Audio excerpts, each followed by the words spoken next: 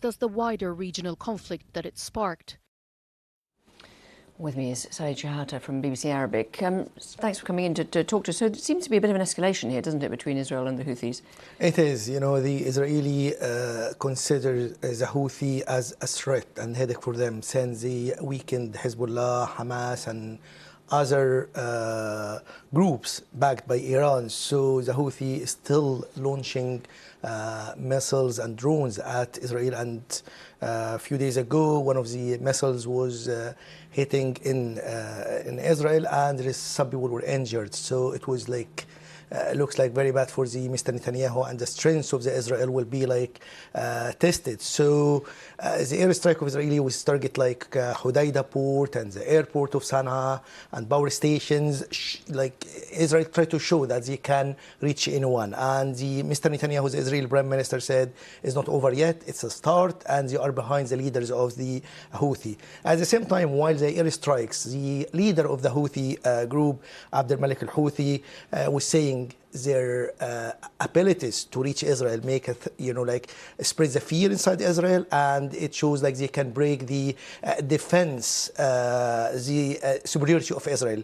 So it's escalation. Israeli think their pride it's under threat by that, so they said like they are going to carry on strikes. But the problem is the Houthi before were targeted by coalition led by Saudi Arabia for years, but they were not defeated because of several reasons, the geography of Yemen. But maybe this time is different because Israel, United States, it might be different. So we'll see. But the escalation, as the United Nations was warning, it will add to the misery of the civilians because they are facing poverty, they are needing humanitarian assistance. So all of these strikes will affecting the situation of civilian people there, with country was torn in war for years. So it is a problem, but for the Israeli, it's a matter of national security. And meanwhile, bring us up to date on the latest from Gaza as well. The Gaza, the Israelis still like airstrikes in different places of Gaza, and the recent one when the 5 journalists were killed. So it added, according to the Palestinian press syndicate, more than 190 journalists were killed since 7th of October 2023, and more than 400 people, journalists, were injured. So in addition to that, the hospitals under threat and the aid. So the United Nations called for emergency aid for the hospitals. So situation there is a problem, and putting pressure on to reach a ceasefire. But the problem is the huge gap between Israeli and Hamas regarding to reach a ceasefire.